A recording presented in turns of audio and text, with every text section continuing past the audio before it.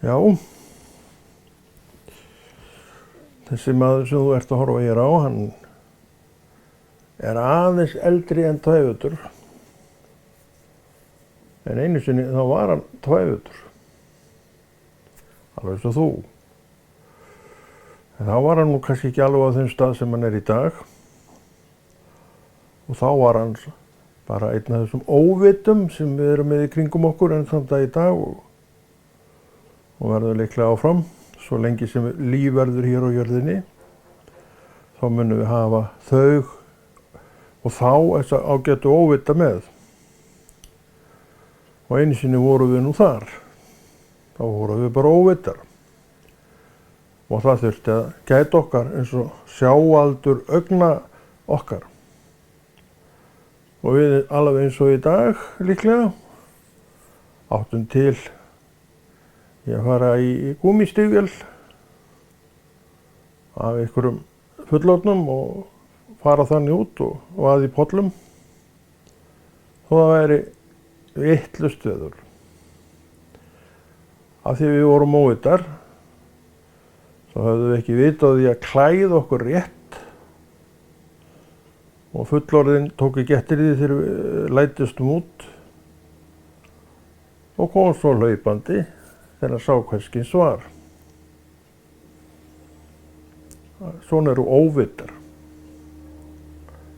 En svo vaxa menn frá óvitanum og verða krakkar. Og krakki ekki lengur óviti í skilgreiningu okkar,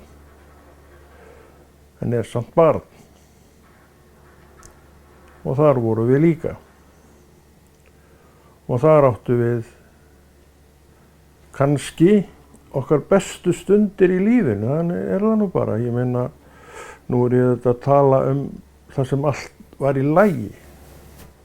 Mörg heimili og flest heimili vil ég nú meina að séu í lagi. En við vitum að sum heimili eru það ekki. Og það náttúrulega alveg skelfileg staða. En þeir sem að státa því að hafa lifað svona nokkuð normalt lífi innan nokkuð normalt fólk innan sinnan fjölskyldu, að þeir aftur á móti geta verið að tala já, gott æsku tímabil og alls konar uppáttektir og svo framvegis sem að þeir upplifðu og drógu eins og í dag. Þetta eru ekkert mikið breyst neitt. Krakkar eru bara krakkar. Við drógum upp hetjurnar okkar. Kannski að krakkarnir séu með hetjurnar sínar í símanum og fylgist með þeim af ýmsum myndskeiðum og skilaboðum og svo framvegis og gleyma sér þar. Við munum eftir Bæjarbíói í Hafnarfirði. Og það nú skemmtilegt til þess að vita að það ennþá í fullum rekstri og ennþá í sinni upprunalegu mynd að menn höfðu vita á því að halda Bæjarbíói eins og það hefur alltaf verið. Eða ég held að sé bara nákvæmlega eins og það var alltaf. Ég reyndar ekki komið inn í Bæjarbíó síðan bara maður var að væflast þar sem krakki. Þar fyrir utan og með búnt af myndum, litlum myndum, leikaramyndum kölluðu við þær. Og við vorum að sýna þetta öðrum og ef okkur leist á það og spurðu við hvort þeir vildu skipta. Það var nú yfirleitt alveg gerlegt og þarna var ákveðið verðlag í gangi.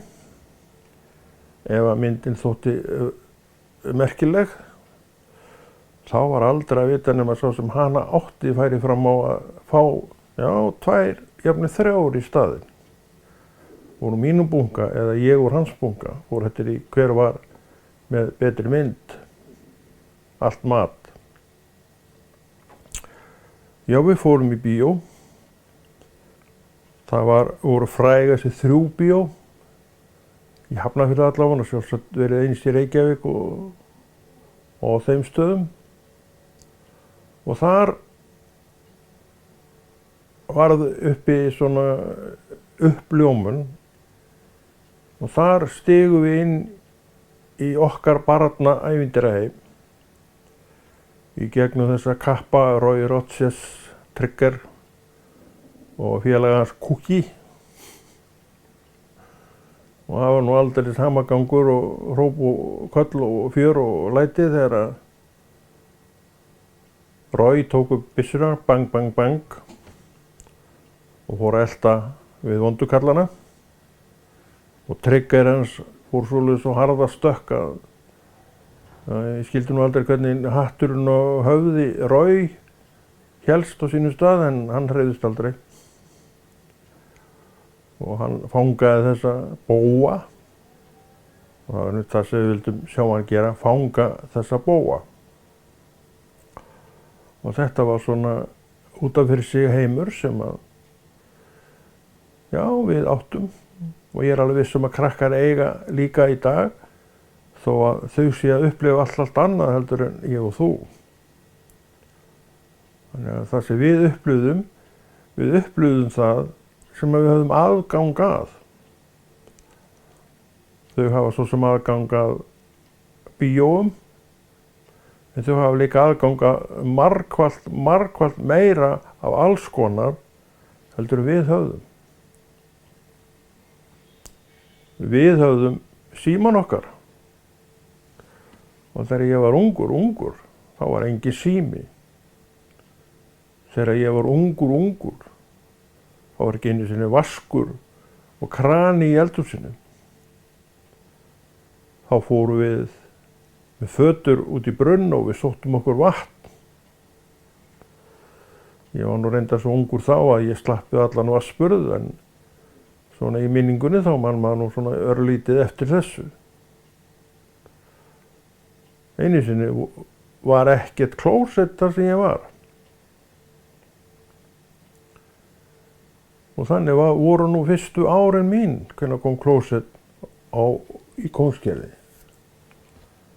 Það er 63-64 eitthvað svoleiðis, 3-4-5 og ég er fæddur 53.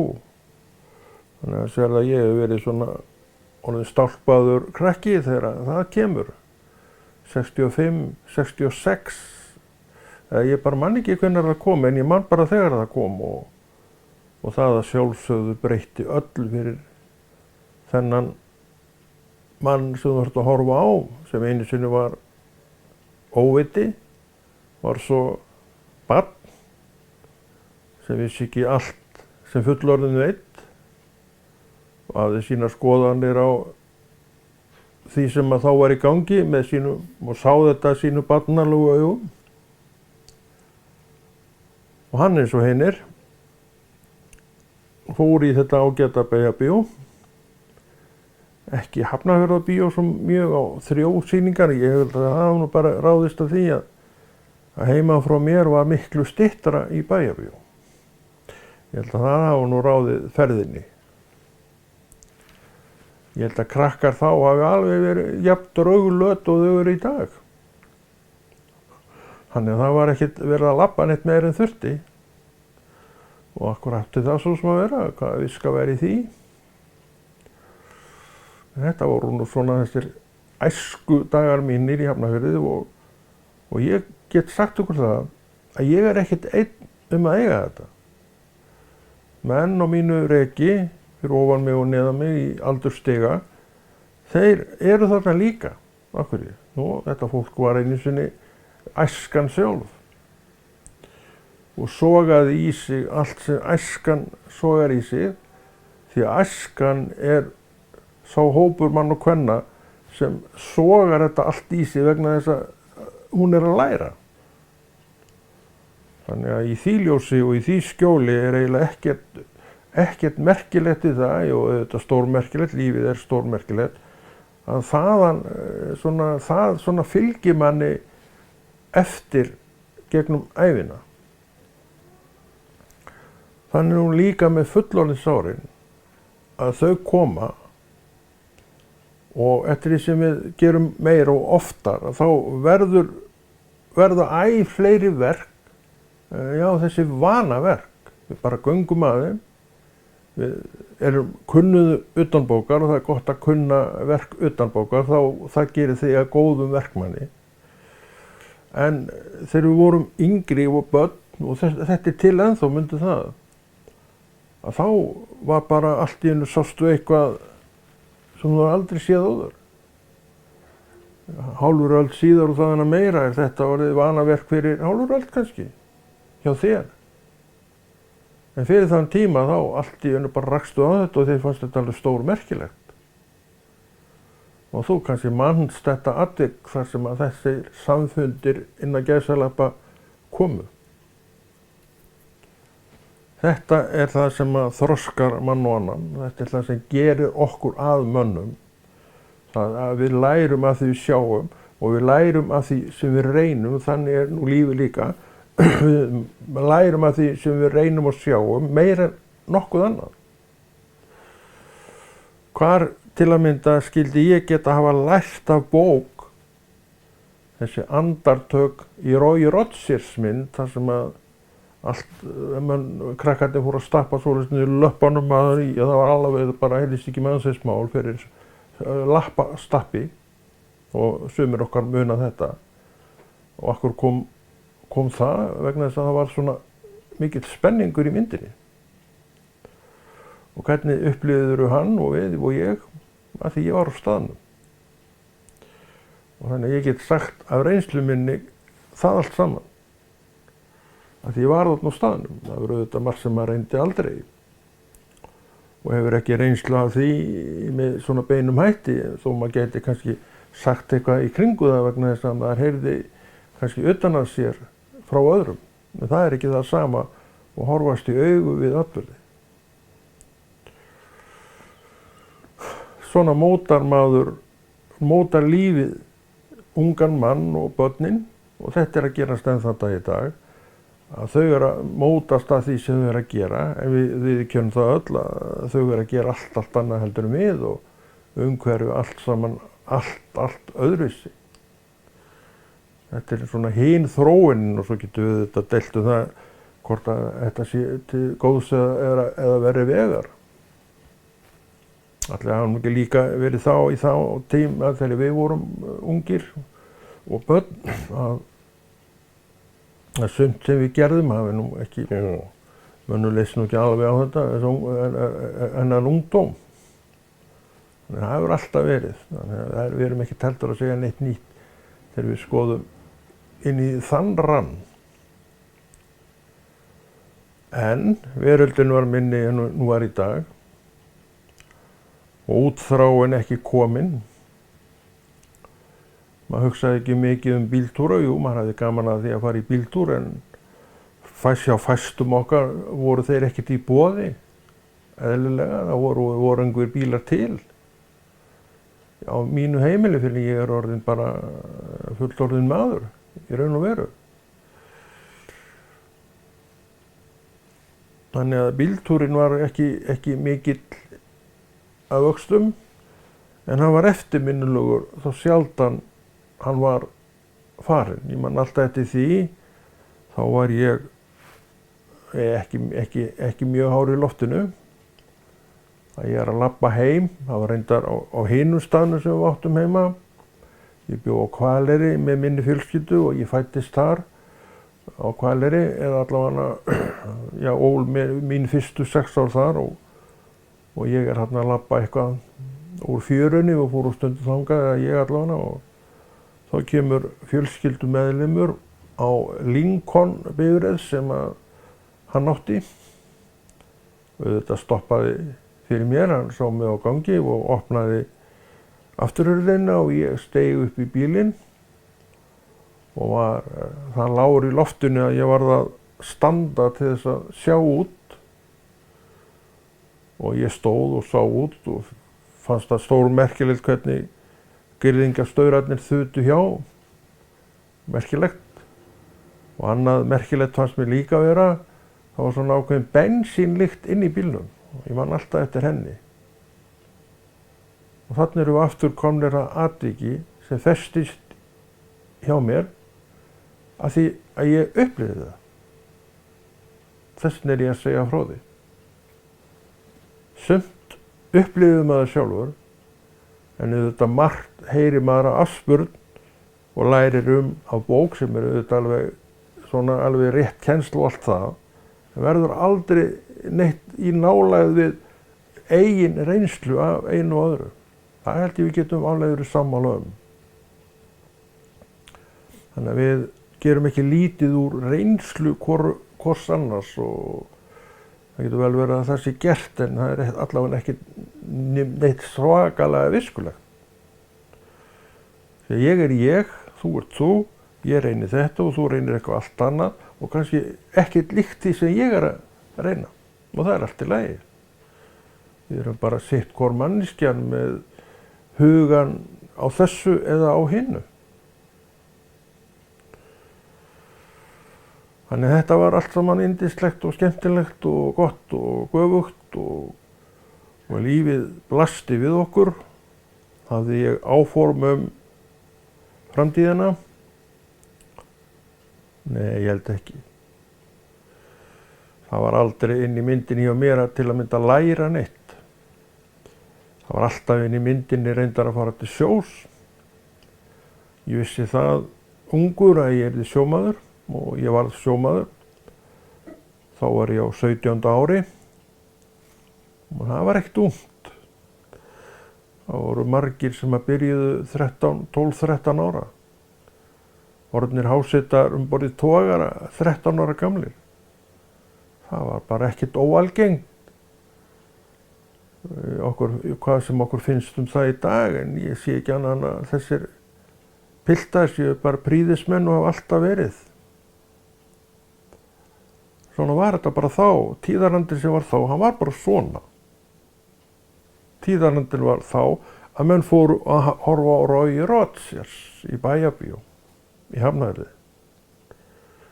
Nú fer enginn að horfa á Roy Rogers vegna þess að hann er hvergi í boði. Og margir, kannski margir sem að sennilega hafa aldrei heyrt þetta nafn, og það er bara gangurinn í öllu þessu máli. Einn dettur út og annar kemur inn. Hvað er uppi núna? Hvað er hæst á krökkunum í dag? Veistu það, ég hef ekki hugmynd það. Ég hef lengi fylgst vel með tónlist, en það sem krakkarnir er að hlusta á í dag, ég veit ekkert það. Bara ekki grænan grun það, og okkur þarf ég svo sem að vita það. Þau bara eru á sínum stað, alveg svo ég var á mínum stað.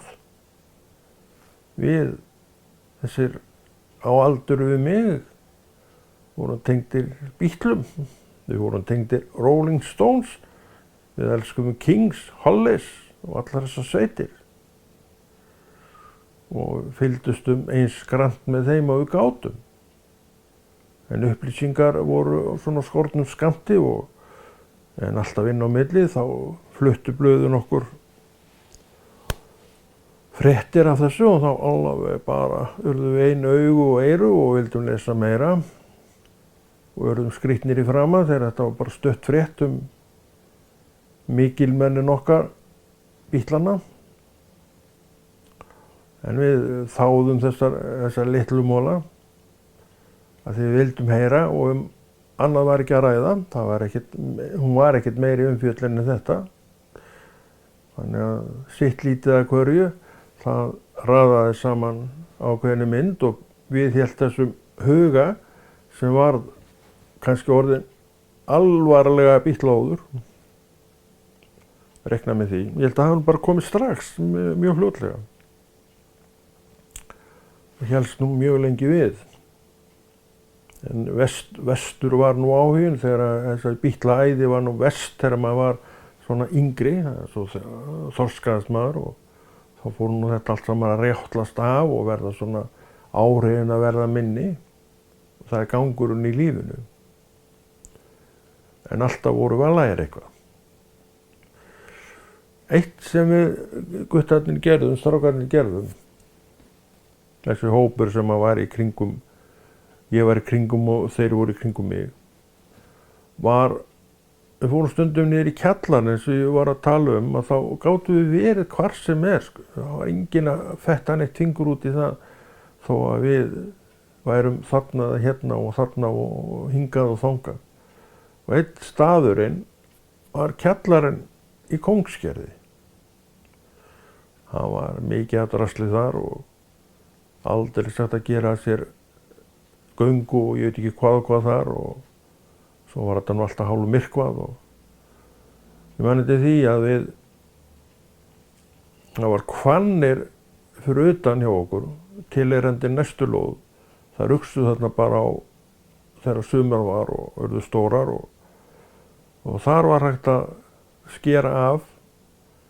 Þú veist hvernig Hvannir, hún holað innan.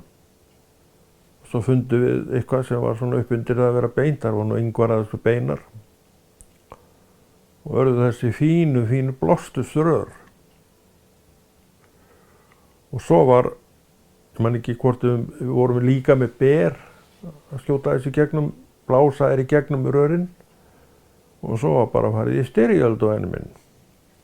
Niður í þessum kjallara. Ég held að hún hefði öll ljós slökkt, en sá engin neitt. Heyriði og þá blés maður og hitti.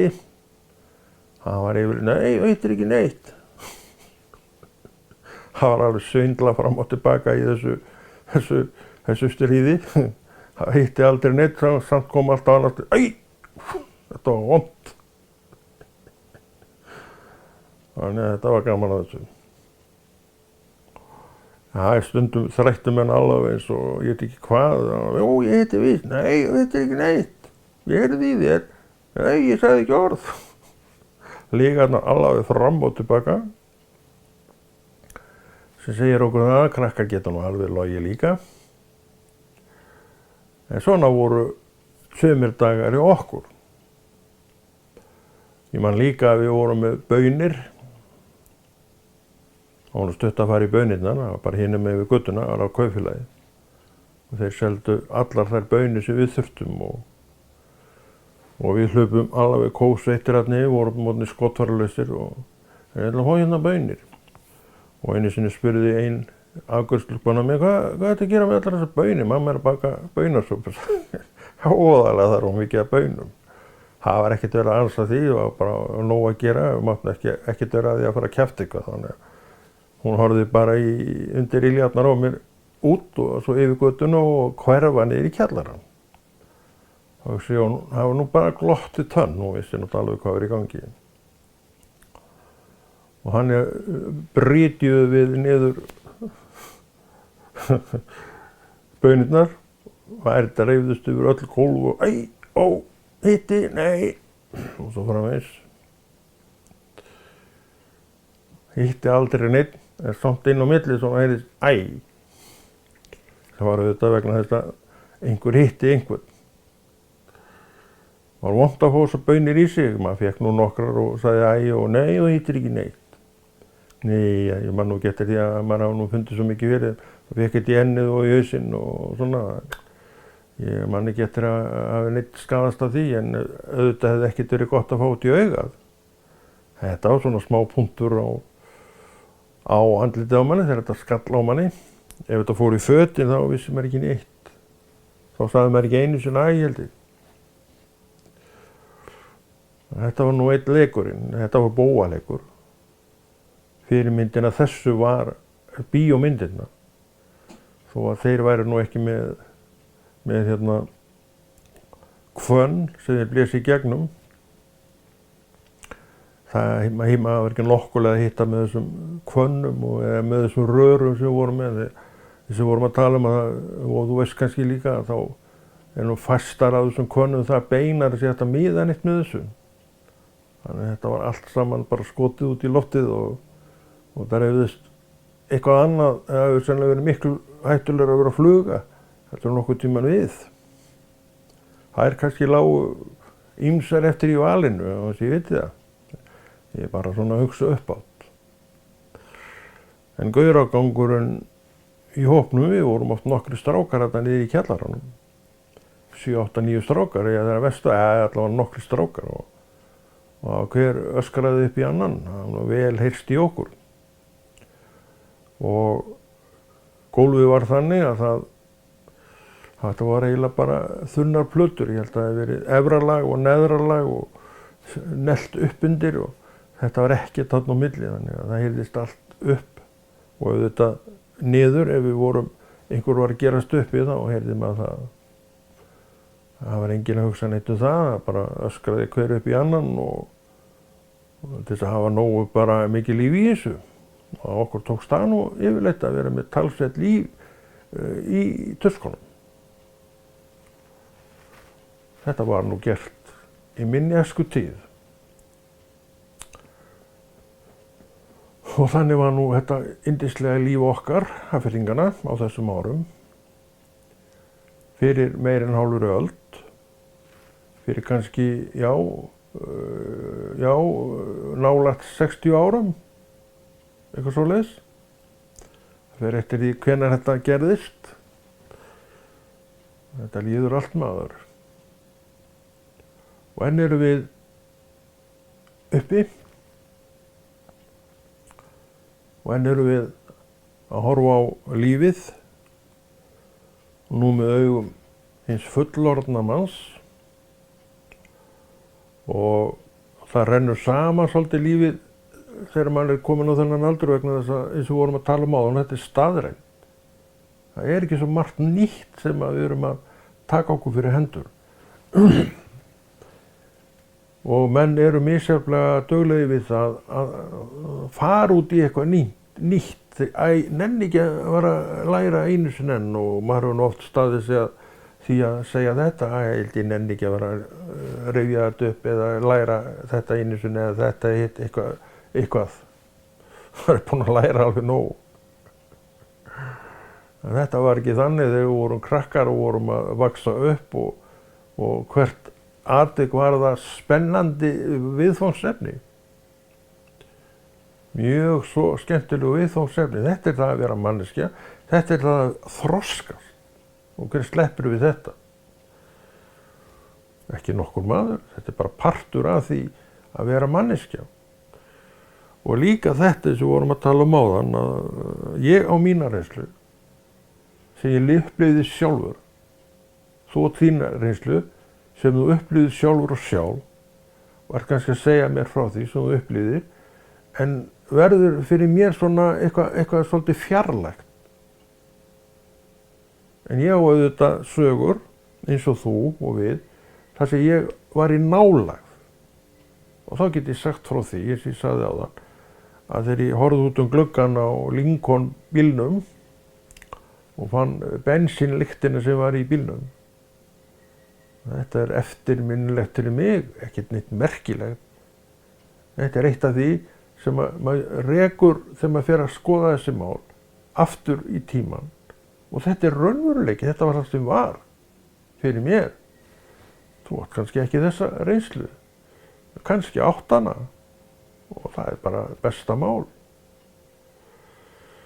En sem sagt, við voru þarna í kjallaranum, alveg svoleiðis heitir og sveitir og þreyttir og hlaupandi á milli út í kaupfélag að fá meira baunum.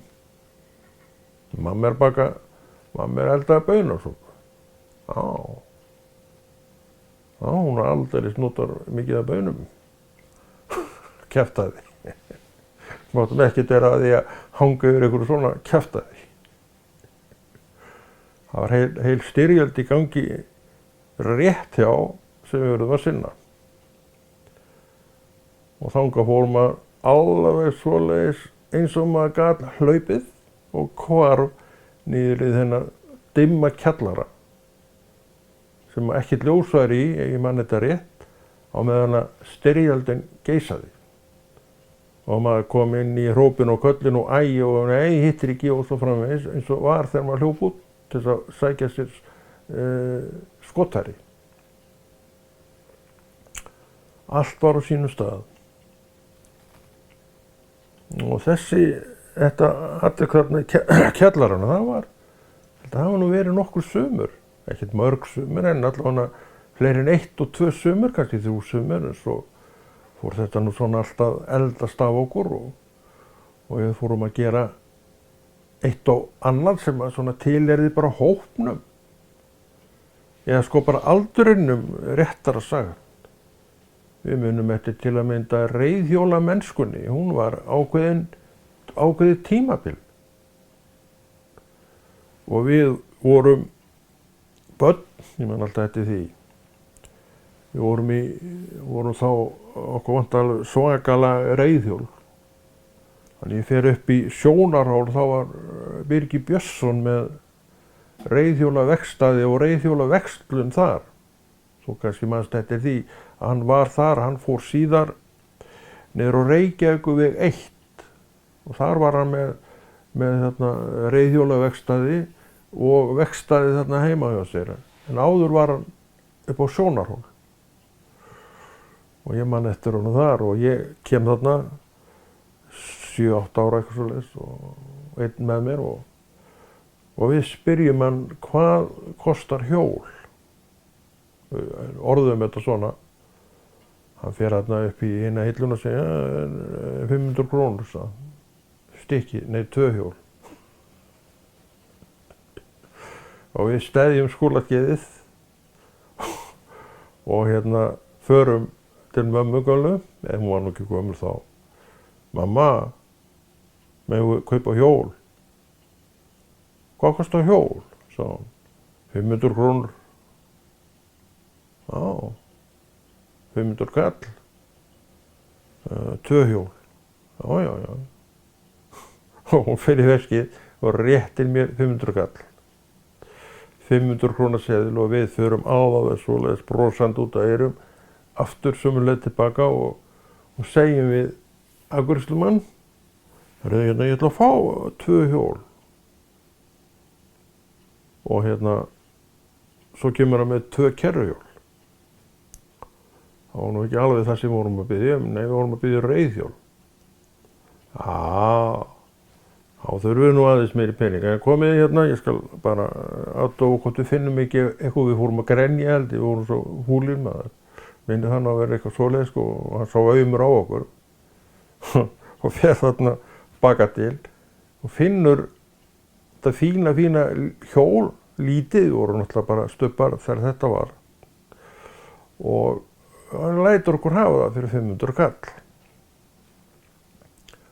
Ég var kannski að ég var aðeins eldri, þá fekk ég að hjóla og hinn að ganga eftir hjólinu. Það var alveg fullkomið maður. En við komum heim með 1 hjól. Við misskildum orðið hjól, við kölluðum þetta alltaf hjól og svo fórst í verslunina sem seldi hjól. Þá voru þeir að tala kerruhjól. Það voru líka hjól. Hitt heitir víst reiðhjól, ef þú veist það ekki. Og þetta hjól var nú mín eign og ég notaði þetta eitthvað. Það var til held ég lengi þetta hjól heima. Og svo fekk ég stærra reiðhjól og það eiginlega bjó maður til sjálfur. Það var nú svoleiðis á okkar dögum. Það týndi sitt lítið að hverju úr öðrum hjólum og bjó til sjálfur 1 hjól og það hjól var fullorðins hjól. Ég átti það nokkuð lengi og ég hjólaði oft á því í skólan manni. Það var bara fínasta hjól. En svo einhvern veginn var minna úr þessum hjóla áhuga og þá kom vélhjólið, skellinaran. Þetta er svona allt þrepaskipt. Maður missti áhugan á hjólunum, þar sem maður voru stærri. Og þá var skellinaðran númer 1, 2 og 3. Og skellinaðran var að tegundinni Simpson. Kannski, ég veit að þú manst eftir þessu, eða þú manst eftir mér frá þessum tíma, þá manstu örugglega eftir þessari skellinaðru. Maður var alltaf að gera við þetta var alltaf bilað maður. Það lá yfir þessu alveg eins og ég veit ekki hvað og endist alveg. Ég man ekki, ég átti henni reyndar ekkert rosalega lengi.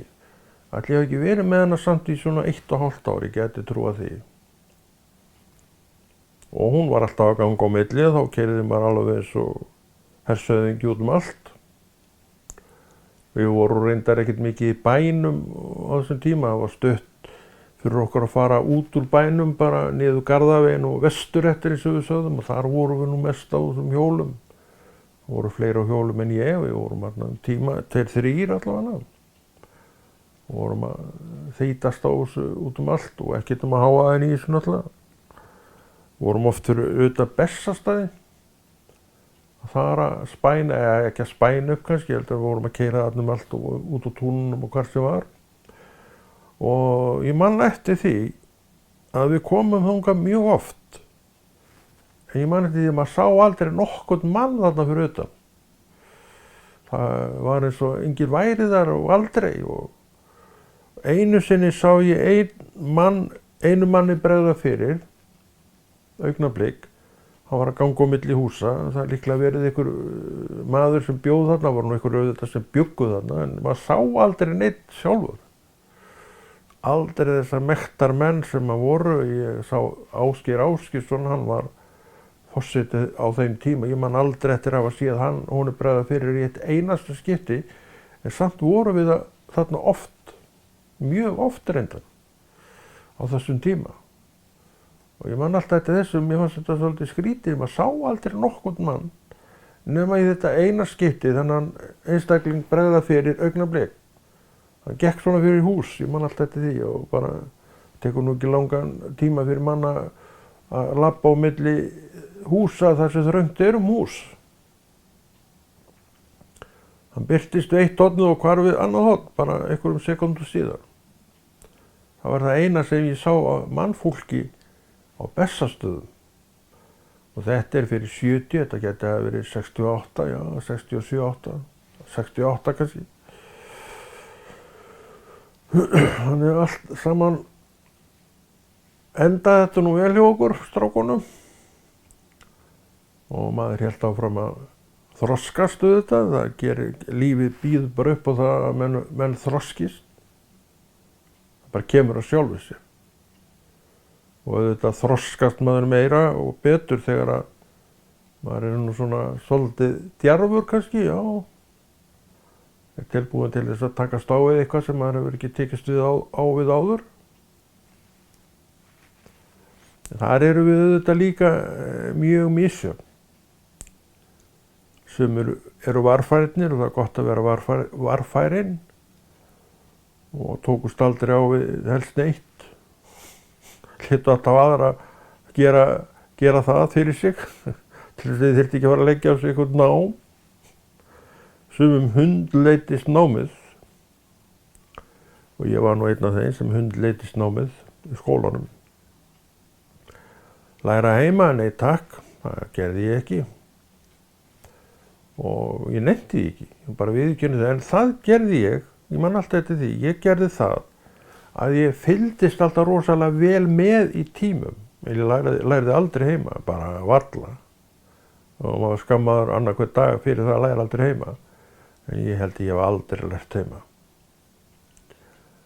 Já, ég hafði hina aðferðina. Ég hafði miklu meira gaman að því að bara fylgjast með í tímum. Og það er kannski ákveðin gjöf sem að maður hefur þar sem að ekki kannski allir státa af og svona er þetta. Það er engvar tvær manneskjur eins. Aðalatriðið þarna er að maður bara læri eitthvað af því sem maður er að gera. Vissulega lærði maður í skólanum helling. En ég sam og aldrei heima. Bara það var ekki inn í myndinni, sko. Bara að vinna yfir bókstöfum og reikningsdæmum heima á sig. Nei. Þegar leikirnir alveg svolítið æftu á mann frá hægri til vinstri. Það var ekki boðið. En hérna, þess að stoppum hérna og gerum örugglega eitthvað meira af þessu.